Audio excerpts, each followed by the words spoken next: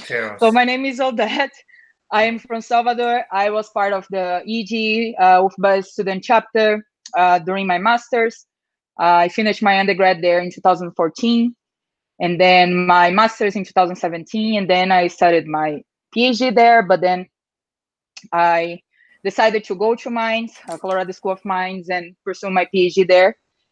And today we are going to be talking to Paul Sava, Dr. Paul Sava, which is also my advisor. So it's a big pleasure to be in this talk with him. And I know he was really excited to be part of that. So I'm pretty sure that everybody attending this, they already know who you are because you're Paul Sava. But to give a brief introduction, so Paul Sava, now he's a professor in Colorado School of Mines, and now he also is the interim department head in the Geophysics department there. He was the director of the Center for Wave Phenomena, CWP, between many years, 2014 to 2018. Engineering degree in geophysics from University of Bucharest. And then his master's and PhD he got from Stanford, where he was a member of the SCP, the Stanford Exploration Project. And his main research interests are in wave field imaging and inversion, planetary geophysics, autonomous and robotic data acquisition, microseismic infrastructure monitoring, and also now planetary geophysics. It's not in your website, but of course I have to talk about it and people know. Yeah. Thanks for adding it. So do you like to also introduce yourself, Paul? No, I think you covered the basics. I'm sure that we'll have people will learn more about me as we talk about various things and answer questions. So that's great. Okay, so first of all, I just want to thank the EEG student chapter from UFBA for organizing this. And so I'll start with a question related to student chapters because you are chair of the student fund board for EEG from 2015 to 2019. So what do you think of student chapters and the relevance of these chapters inside the universities? Oh, I think that they are really important because they provide an opportunity for students to come together and discuss matters that concern their profession in a way that is aligned and supported by the large professional society. So it's not only the students getting together socially, but it has this professional component. And I think that in time that is something that accumulates and can have quite a bit of an impact on students' development and their professional career. Ultimately, I don't think I need to tell you much about that. Professional societies love students because the students are the future of those professional societies. And everybody recognizes that. And if you are, say, a representative of EAGE or SEG or who knows what other society, you want to have a large student followership because that ensures the development and further growth of the society in the future. So societies like student chapters and they stimulate them. I don't know exactly at what level that's happening at the moment. Times are difficult, and I imagine that all societies are cutting back on support. But fundamentally, I have no doubt that they all want to support student chapters to the greatest extent they can. Good, great. So now going to the curiosity part, and also like we are in this Brazilian talk and everything, and also like from UFBA. So you have said many times for me that you like working with Brazilian students. So would you say there is a special reason, like why? Well, so my experience with Brazilian students is amazing. I mean, I have to give you credit on that. Aside from the professional element and the work you do in terms of your research and your progress to degree, and I'm sure we can talk more about you in the future. The part that I like about Brazilian students is that they are very open and very communicative, and I don't have to guess what's on their mind. I know, And my personal experience, I think, is perhaps a bit out of the ordinary, because I had the privilege of working with, in the recent years, with at least 2 really, really good students. And you're not listening to me here now. I'm not praising you for yourself. I'm praising you for other people. But your colleague, Danielle, who came into the program earlier, you know already, and I'm sure that other people who are listening know that he finished his degree in a ridiculous amount of time, as in short, probably shorter than half of the time I took to get my own degree. So that is, I mean, if you're an advisor and you have students who make progress at that pace, all you have to do is sit back and watch them. You don't have to nudge them anywhere. So, is it plausible to generalize that? I don't know. I got lucky. My experience is positive. That's what I know, and I hope that we'll have additional such students coming through the pipeline in the future. I'm all open for it. And I have the remark that me and Daniel, we are both from UFBA, and like Daniel also, like he gave the first from these talks we had here. There was like this is the first like web talk that is just a conversation, but people before, they were presenting, and Daniel was the first one, so he presented about his research in CWP, so it was really nice. But yeah, so yeah, keep an eye for people of UFBA always. Yeah, sorry guys from other universities. That you're my top recruiter in Brazil, so yeah, I know. Do a good job there. Okay, so now talking about career, people want to know like how and when did you decide to be a geophysicist? Well, in my case, it's a bit strange because my father is a geophysicist. So I grew up next to geophysics my entire life. I mean, I would see him go to the field, come back from the field, and when I Poor turned, mother. Second? Poor mother. Yeah, right, exactly. But then when I turned into a teenager, he started to take me to the field with him, and the field was wonderful because he would work out at sea. So here I was, like a kid who was not doing much. In fact, I was probably a negative for his work in the field, but I enjoyed my summers out in the field. And so that was my exposure to this field, which is unconventional because most people don't get to know that, don't get to experience that, unfortunately. And then in parallel with this, in my education, I liked physics. That was my favorite subject. Probably close to computing, but computing came later. Physics was first. So now put those two together, and it was pretty natural to go into one of those two fields. It was either physics or geophysics. And the circumstances at the time I picked geophysics were related to the social order in Romania. That was still prior to the fall of the Iron Curtain. And geophysics was a more plausible way forward. That was had more opportunities. So that's how I got into geophysics. And I don't know if my experience is common or typical for other people, but that's how I got to it. And I don't regret it. I love it. That's good. Yeah. And how did you decide to to focus in research and become a professor and not go to the industry, So that was a little bit accidental, I have to say. So that's this question requires a slightly longer answer. Because when I got to work on my PhD, I wasn't committed to become a professor. That wasn't clear to me that it's a plausible way forward for me. But my intuition was that there are certain things I should do to maximize my opportunities. And one of those things that I intuitively did, nobody told me to do so, but I intuitively thought that it was productive to publish, to get every year with at least a publication, or sometimes more. And that had implications for how I behaved during my PhD. Partially, that's one of the reasons why the PhD took longer, because I wanted to have something out every year, or go to conferences every year and make presentations.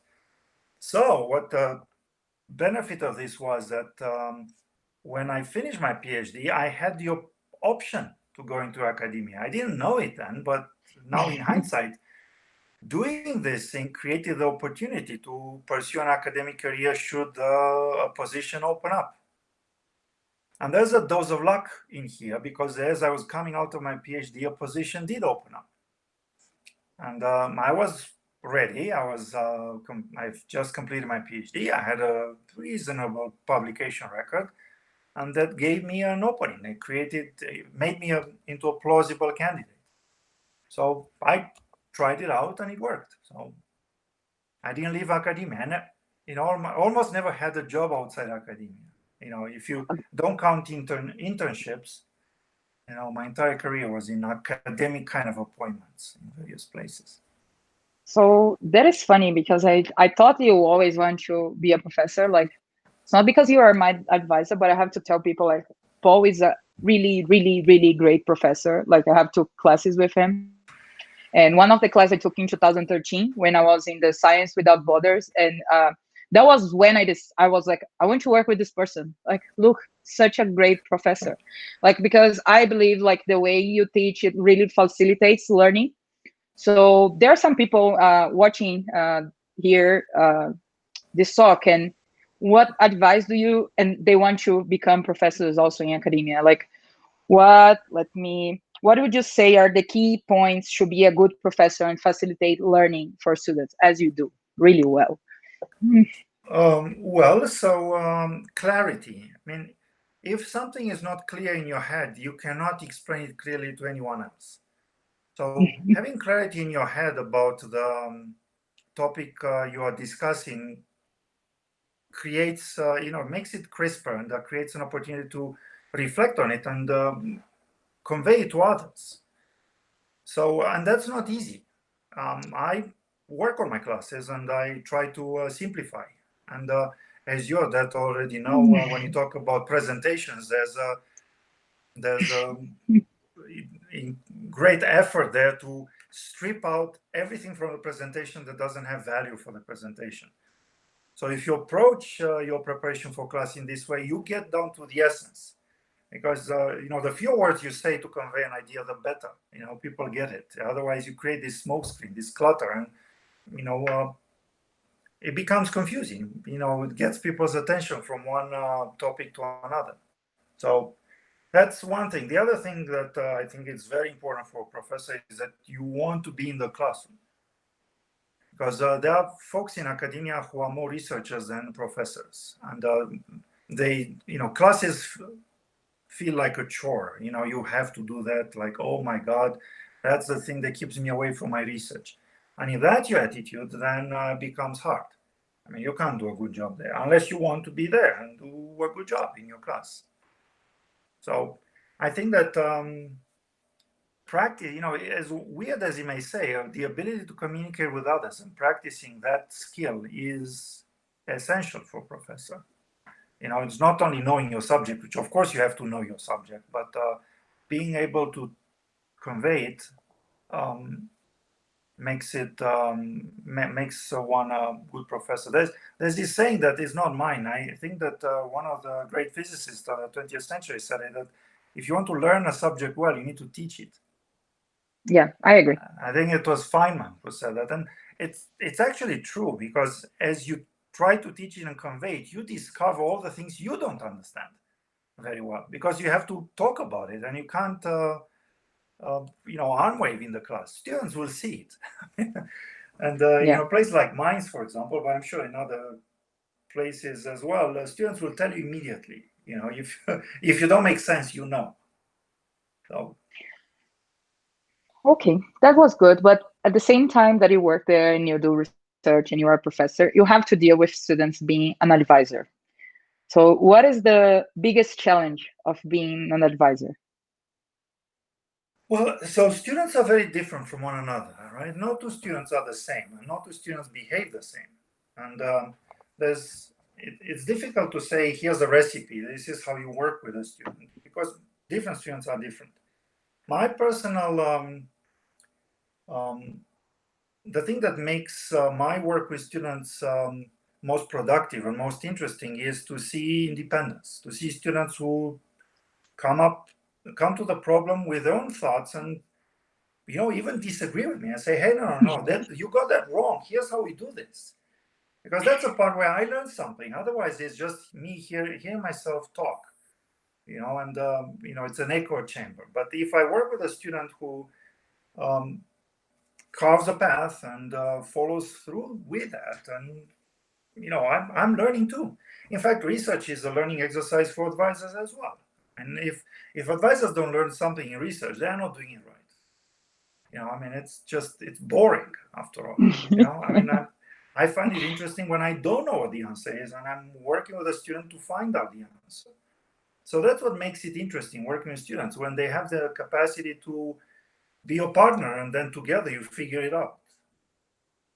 Right? So I see of students, and I've noticed that quite a bit. Students look at advisors as this oracle who knows everything. And, every now and then advisors know quite a bit, but they don't know everything, that's for sure. And for students, that can be intimidating. You talk with this person, you say, oh, this person has been around for so long and knows everything. But the problem with that approach is that advisors also learn what cannot be done. And they internalize that. And that's a thing that's in flux. And what cannot be done is actually what they could not do. Right? It doesn't mean that if an advisor say, oh, that cannot be done, the thing cannot be done. Maybe it can be done. The advisor didn't figure it out, but you as a student can figure it out. So that's an advantage that students have over their advisors. They have not yet become stuck into what cannot be done. Right? They didn't learn that. So they have this courage that comes from the fact that you don't know every little thing. You try things, and occasionally you succeed where your advisors didn't. So great. I think it's a feature. And I love it when it happens that way. It happened to me too. So as a student, that's good. Yeah. So as a curiosity, like what is your biggest accomplishment so far as an advisor? Well, other than having me. Yes. Okay. Yes. Yeah. Okay. I understand that. Yeah. I'm kidding. Yeah, of course. But like something that we became like really, really proud of. Well, so the thing that I never thought about it in this way. Like I said, I look at all my students as work in a standalone work. So I don't try to create a collective assessment. But I think that the thing I like the most is the fact that my students don't all work on the same thing. Some variety in what students work on. And again, it's, you can say that I'm a bit selfish. It's out of the desire to avoid boredom. I want to look at things that are different. And if I can continue to do that, and as you know, that I'm actually looking at things that are even more weird at this point, that I think that's cool advising, because it allows you personally to explore things while nurturing your ideas and trying to spread them into many different places. I mean, you can live a life teaching and advising more or less the same thing. It's happened, and we've seen that quite a bit. I don't like it that way. And I think that for me as an advisor, that would be a failure. And I think that it would be a failure for students as well, because the horizon narrows. So that's not interesting. Okay, so it comes to the next questions that will be like about research topics, or like people were interested in. So for you, what are the hot topics nowadays in geophysics for research? That's a very personal question in a way, because what's hot depends on person, right? So what's hot for me is maybe completely cool and uninteresting for others, right? So just to back off a little, historically, my professional work has been concentrating on this idea of imaging inside objects. That's what I was doing for my entire professional life, perhaps following my graduate degree, studying grad school and after that. And there I try to look at things that are simple, conceptually, not simple in practice. And perhaps we'll talk about that, the difference I make between simple and simplistic. Those are not the same thing. But simple, for example, you say, well, I have a phenomenon that's governed by a wave equation, and I'm trying to understand what those waves are telling me about the interior of that object. That's actually a simple question. Now it can get complicated in how you execute it and in what context you execute it. So for me, that fairly simple idea becomes interesting and hot when I can apply it in different contexts. So one context is, of course, the context of the Earth. But as far as I'm concerned, the problem is equally interesting and enjoyable if I apply it in some other context. For example, in the context of exploring the interior of some man-made material. I think that's pretty cool. Or maybe explore the interior of, say, some other planetary body, as I'm doing now quite a bit. How cool would it be if we could figure out what is happening inside an asteroid or inside a comet? Related to that, I think that what makes something hot, in my opinion, is the ability that I personally have to do something that's original. Because people have looked at imaging the Earth for decades. And yes, we've done a lot of progress, and there's still more progress to be done, to be made there. And myself, my students, and lots of other people will make such progress. So that's okay. I like that. But there are very few things where you can say that you're the first to have done something. Right? Yeah, sure. We've imaged the Earth, but you can never be the first to image the Earth. That's been done for decades now. So there are, the thing that is hot for me is circumstances in which there's an opportunity to do something for the first time. To do something that hasn't been done. And again, I'm going to pick on you, Odette, because I have you here, and you know what I'm doing. Looking at asteroids and comets is one such place. It's a frontier. Nobody's done that. It's whether it's going to happen or not remains to be seen. But there's a possibility for someone one day to be the first to say, "Hey, I see what the interior structure of an asteroid is." Thus far, nobody's done it, right? So there's an opportunity for a first. And then there are, of course, other opportunities to do things with materials and things of that sort. So for me, geophysics has a much broader spectrum of interest. And I think that the hot areas are at the boundaries, at the edges. Nice. Now, now we have important applications of machine learning techniques in geophysics. So in your opinion, will these methods be able to help in the challenge of seismic imaging and multiple attenuation, for example? Well, that's a very specific question. I would say, why not?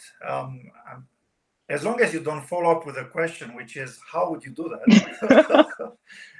I think that, so here's how I think about machine learning more broadly. I think that that's perhaps something I can answer more thoroughly. I think that machine learning is a set of techniques that will aid human understanding of various complicated phenomena. And things that have to do with wave propagation in complex materials are really complex. So does machine learning have a place in such a context, including perhaps in tracking multiples? I think the answer is yes. Do I know how to do that? The answer is no. And that's great, because that means that a student can actually figure it out. And, it's an opportunity. And I think that machine learning will have a role in supporting human understanding of various phenomena as well, in other scenario, in other contexts, not only in multiple attenuation. I think that, for example, interpretation is one of the things that are most likely to be impacted first by machine learning on a big scale, which is both good and bad, because right now there are lots and lots of people who do a lot of work in interpreting structures. So if you're an interpreter and a machine can start to approach what you can do as a professional, that's not comfortable, So that's something to keep in mind. There are pros and there are good things and bad things with automation in that context. But I think that machine learning has a big role to play, and it will play. Regardless of what my opinion is. And of course, I think that this is not an opinion that is unique or, let's say, even stronger than, other people believe even stronger than I do in elements of machine learning. I have various concerns about that, as you know. We talked in seminar quite a bit, and the concerns I have is that machine learning is seen as a one solution for everything by some people, not everybody. So if by employing machine learning on a big scale, we forget the physics of the phenomenon, then we lose. Because physics is what? It's not machine learning, it's human learning over centuries. That's what we did, right? We learned about natural phenomena, and we capture all the knowledge in this thing called physics, and we better use it because we learned it. Right? So if we forget all of that, then I think machine learning is detrimental to human understanding. If we combine the physics with machine learning, then we win. That I think is a plausible and powerful way forward. Nice. So another really specific question. So based on the assumption that there is a worldwide trend to reduce new discoveries of oil deposits, would it be more interesting for the geophysicists, like new geophysicists nowadays, to focus in area of geophysics that are used after the exploration stage, such as, for example, PES-induced seismic, use it for like hydro-induced seismic production? Of course, I think that, yes, I think that there's a global trend towards fewer discoveries and more thorough understanding of existing discoveries. I think that's a fact of life, and I think that's desirable. We'd better use and understand our available resources better. So I think that the focus on such applications is not misguided, in my opinion. What I would do if I were, I don't know, half of my age, and I would be, if I were a graduate student or undergraduate student now, I would focus not on specific applications, but on skills that allow me to be as flexible as possible, to work on things that can change. Because what's hot and what's important today may not be important tomorrow. A classic example in the United States was a focus on exploration in complex geological settings in the Gulf of Mexico. Throughout my time in grad school, that was the challenge. Everybody who was someone who wanted to make a name had to focus on that thing. This big development of unconventional land that changed dramatically, and one could say at this point we should look into unconventional and things of that sort with priority. But the wheels are turning, so you never know when the interest in other kinds of resources. For example, if people get more and more concerned with the environmental impact of unconventional production, and the exploration will move away again away from people, and might go towards the marine environment. And I think that's true in Brazil as well. I think Brazil has a big focus on offshore. So if I were a student, I would say, I don't want to prepare myself to do unconventional research. Strong in technical skills that allow me to do unconventional research, as well as lots of other things, right? Learn the fundamentals, learn really well. So, there's a follow-up question on that, which you may or may not ask, like, what are the fundamentals? I was gonna ask. Should I ask? Yeah, because you said that there are some of the fundamentals things that are necessary. So could you list some? Yeah, so again, here I'll give a perspective that is a little personal, right? That's how I see things, but other people who are not I'm not wrong in any way. They see things slightly differently. But I think that if students have a good understanding of math and physics, coupled with strong abilities in computing, they can do anything they want. They can navigate this complicated maze of techniques that we deploy in general, perhaps exploration for natural resources in particular, with the greatest ease. Why? Because the problems are not getting easier. We have to deal with fairly complicated environments, and yeah, we can simplify them here and there, but fundamentally the problems are complex. So understanding how to approach them with strong math physics background, I think, is very important. Coupled with that, I think that it is unavoidable that computing will play a bigger and bigger role. We talked about machine learning, but there are other ways in which computing will play a big role. And I think that someone who's strong in math, physics, and computing will stand out of the pack, because these are hard things. So mastering them will set someone to really be different from others. And in a competitive environment, that gives someone an edge. So I think that these are the fundamentals. Now, of course, we are talking geophysics, so one might legitimately question, why didn't I mention geology anywhere in the fundamentals? I think that, of course, good geologic understanding is not useless at all, for certain.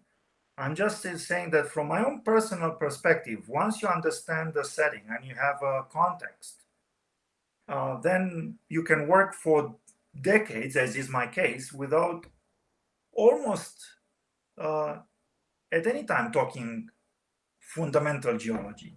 You kind of understand the context, you know the problems are, you know what the challenge is, and that comes out of geology, and then you focus on the technique, like how do you develop a mathematical concept to address that problem? How do you implement it in code? How do you make it feasible in practice?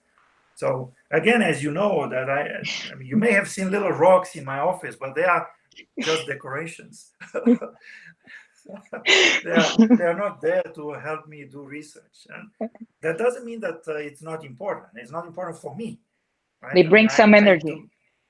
Yeah, there you go. No, but it's okay. But, yeah.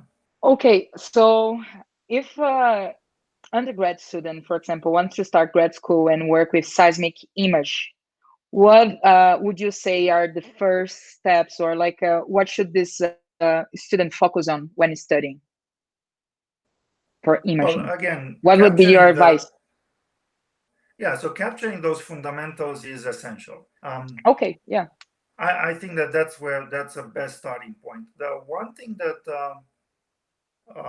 so I think that in general, I see a lot of students with good math and physics background. I think people understand that it's not so obvious to everybody that a strong computing background is essential. So I would raise awareness of that. Pay attention to computing and start early. Okay. And that's not true only of seismic imaging. That is true of anything that involves imaging. It could be radar, it could be even actually other geophysical fields. Ultimately, an understanding of physics coupled with math and strong computing will get one ahead in all those fields. It's not specific for seismic imaging. This is not a well-kept secret. I keep talking about it all the time, that when I review student applications, and nowadays I don't do that a lot, but when I do it, I look at the transcripts, and the first things I look at are the performance in math, physics, and computing. I skip over all the other subjects. They are important. Of course, people are people, and they have a broader personality than just nerds who know math, physics, and computing, like me. But when I'm looking to recruit students, that's a place where I focus. So strong strength there can actually create opportunities with people who have my outlook. And I'm not alone. I know that I have colleagues who think very similarly to this, not only at Mainz, but elsewhere. Okay. We'll start talking about the planetary geophysics and like what brought you to that. But you already said that just to really be everything is Earth. People already work on most of things. So it would be like you're focusing planetary geophysics, and I don't know if people also know, like Paul has received grants from NASA. So, but we cannot call you an astronomer yet. Do you still have that picture I gave to you? Yeah, I do actually. I do. My daughter thought that was very cool. So here's another thing with that aside from what I said earlier about being first in a place, the other thing that attracted me to this planetary research is that it is so immature. So, for example, if you go and do, say, seismic exploration, we all know that we show up out on land with a big vibe truck and we put some sensors on the ground, which we understand very well.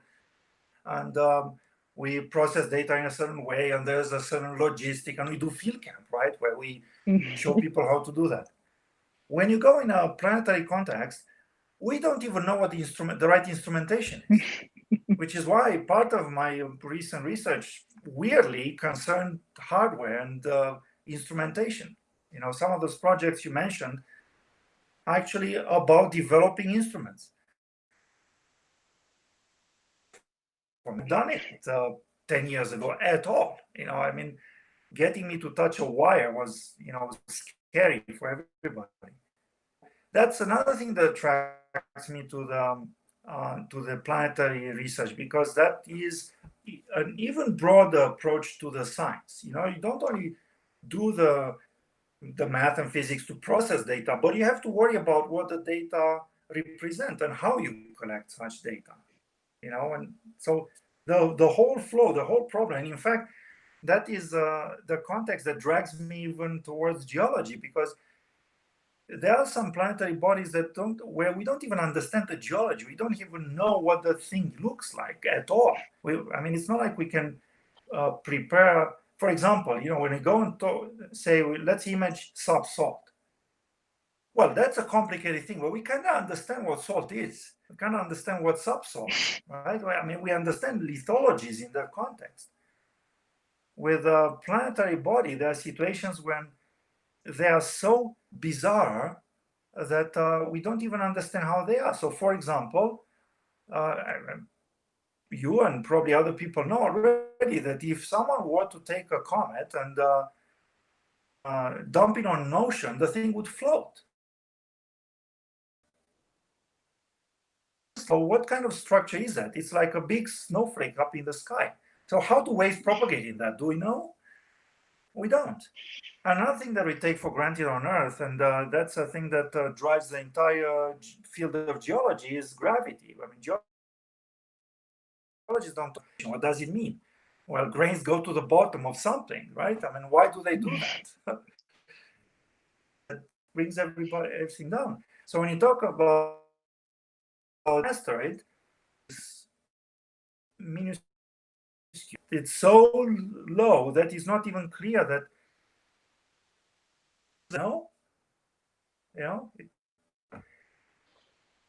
you end up with those porosities like 50%, 60% porosity. I mean, what does it even mean? I mean, do we know what a rock is that has those properties?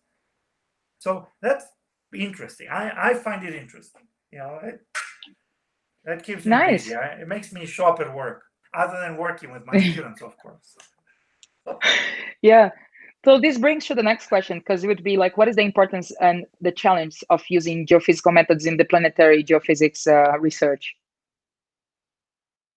Well, so in my own observation, I think that planetary scientists are not yet fully aware of all the great advances that we did in geophysics over the past decades. This thing alone, the ability to create three-dimensional images, is a skill that we have and we use, and it's not fully understood and not fully appreciated in this context of planetary science. Some people understand it, but not everybody, and that's a great opportunity. I mean, that if we bring that in, not only we can make a big contribution, but we have an edge. You know, we know some things that others don't.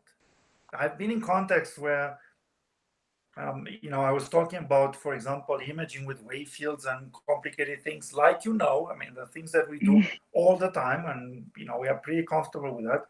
And I was trying to persuade people that their approach that was ray-based, and not only ray-based, but straight ray-based, is not quite the optimal answer. And that was a hard sell. So, that is, I see that as an opportunity. I'm not complaining. It's great for us. We can go there and make a contribution and be the best in that particular niche application. That's nice. So could you comment or give an example of a type of a problem in planetary geophysics that you and your research has helped in solving? So let me make a comment about planetary science. So the trouble with planetary science is that everything you do is very, very expensive. And because it's very, very expensive, it doesn't happen easily. So, for example, if you wanted to say, well, I'm going to think of the following problem. The asteroids that can pose a significant hazard to the Earth, right? That's a reality. They exist. And in order to mitigate that hazard, we'd like to understand what's inside an asteroid. In order to understand that, we need to go there and collect some data and then do some clever processing and clever imaging. That's easy said than done, but by the time you get such an idea accepted, you can be looking at a decade-long amount of work. By the time a mission is put together, that's perhaps another 5 years, maybe another decade. By the time you fly to some place, that's years. So the joke among the planetary scientists is that the main objective of a big project is to complete it before the principal investigator dies. Because, they are all so long that, you want to start something that at least you see someone finish. Maybe it's not you, maybe it's your students and people who follow after. But you want to at least be alive when the thing happens. So we are talking about things that are very, very long term. So because of that, it's difficult to go to a problem like this and say, hey, I would be the one who does it. That would be an unhealthy attitude because it's difficult and it's not guaranteed. Number one, it's expensive, so you need to persuade other people to give you a lot of money to do it. But then you need to figure out the technical elements of it. And then you also need to, there's time to build, to fly, to go somewhere. So the healthy attitude is to simply look at the problem as one of a relay, where you are looking at this long-term goal and you are part of the relay. You do your part and you accelerate a particular portion, and then you pass the baton to someone else who takes it further. And so that's how I personally think of it. So I think that geophysics overall can make a huge contribution on that. There's big interest now in going other places in the solar system and doing that sustainably. And what this means is that you exploit resources that are available there. Well, we in geophysics know how to look for resources, right? We've been doing that forever. So if we play a role in that context, I think that we can have an edge and we can make a big impact. And there are people who think that way, and I think, in my opinion, they are right. That's a field of the future. Nice. Now, next topic is CWP. Yay.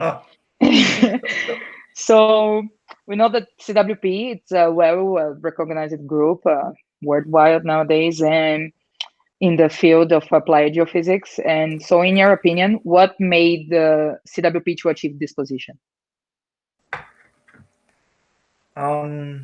Well, so needless to say, the people who were the drivers of CWP at the start and then throughout the 30 plus, almost 40 years, I think, of CWP history are principal drivers of this because they're in creativity, hard work, and effort kept the program going into a very powerful direction. So that is one of the quality of the people is crucial. Those of us who are in CWP now can only hope to measure up to some extent. But aside from that, one of the things that, in my opinion, made CWP and other groups that are comparable successful is the freedom. Because what we do in CWP is we work with industry quite a bit. I mean, aside from this crazy project with Planetary and all that, but we have a lot of projects that are industry oriented.